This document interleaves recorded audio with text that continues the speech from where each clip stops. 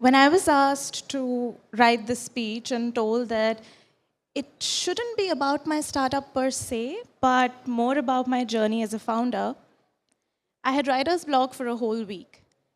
And I never get writer's block. I have written speeches in 10 minutes and made rooms full of people weep. So you can imagine how much this must have thrown me off.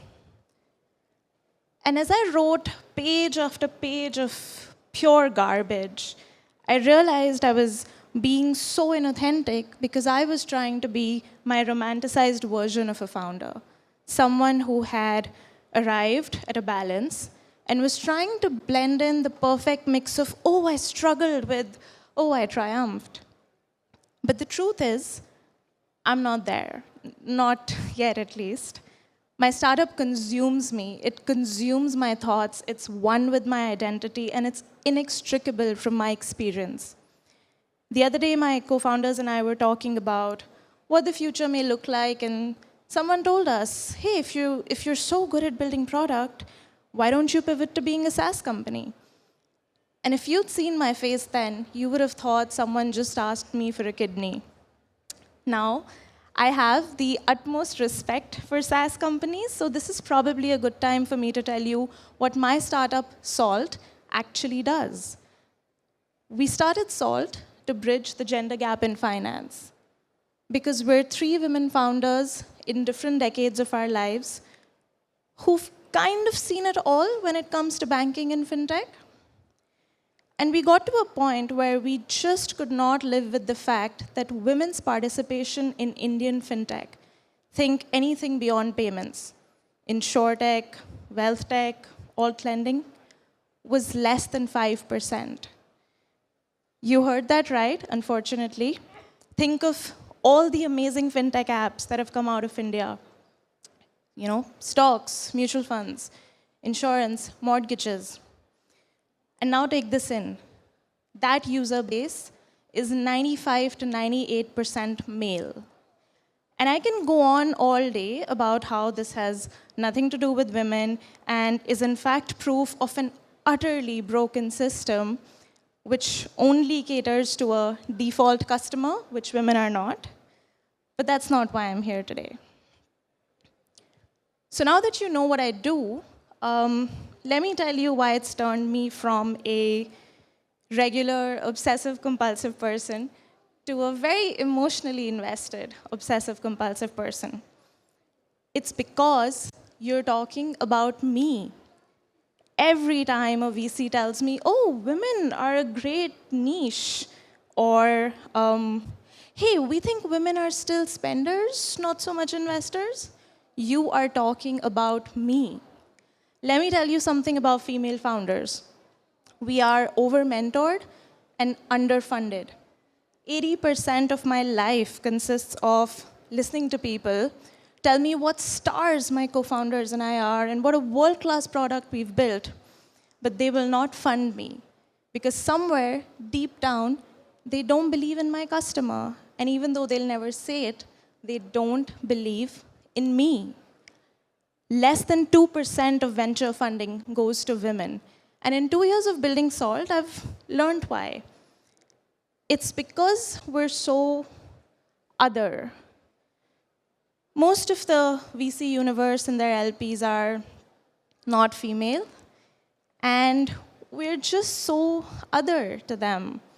Our style of leadership, the fact that we build culture before we write a single line of code, or the fact that we refuse to fire people by percentages, there's so much about us that is inexplicable, alien.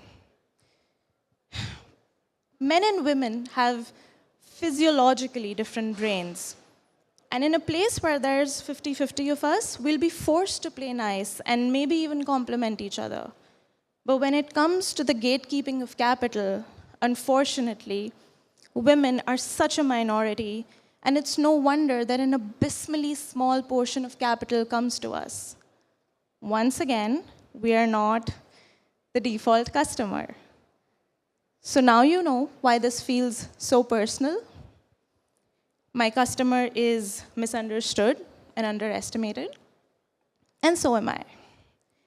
And so as much as I wanted to talk about something else, I couldn't.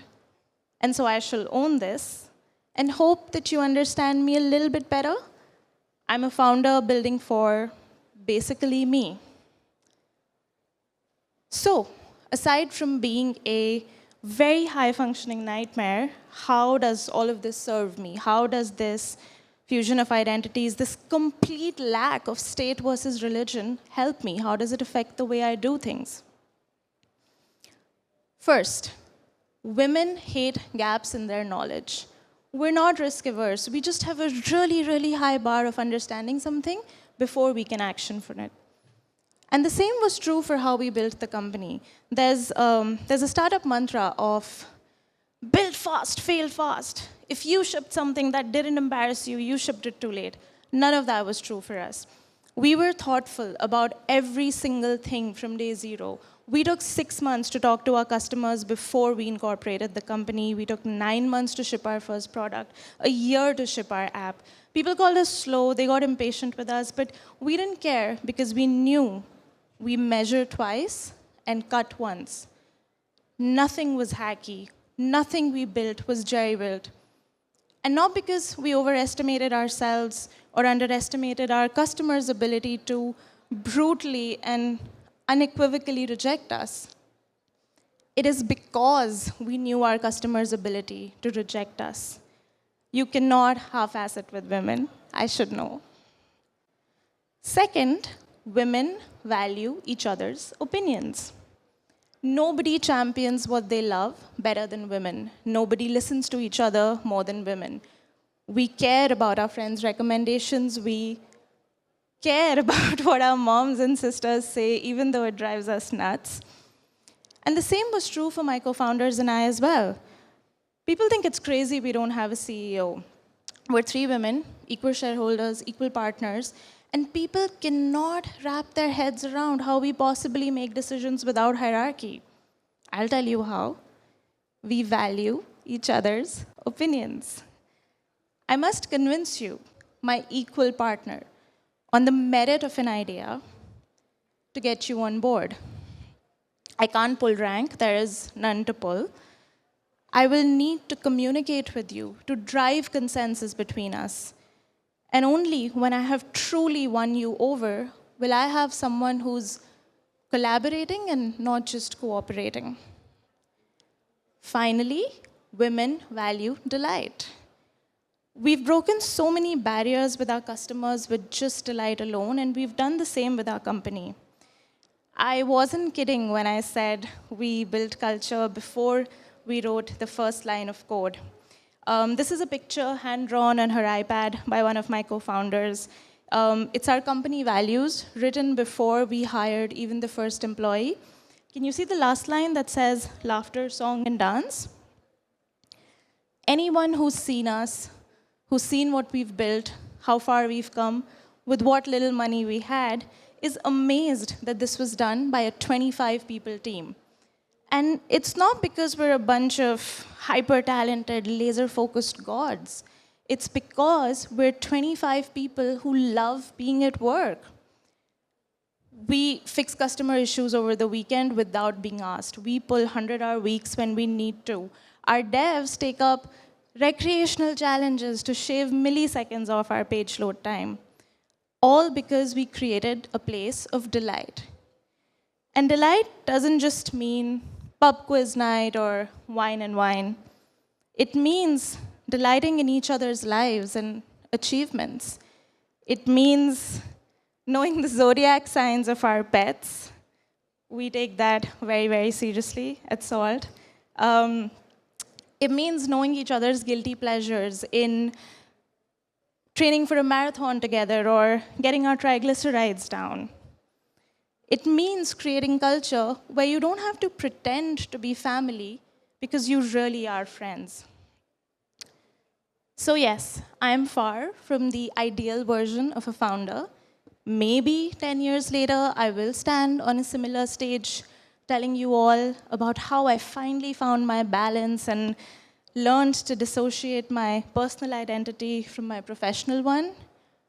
But today, I'm glad, actually grateful, that they're one and the same. Thank you.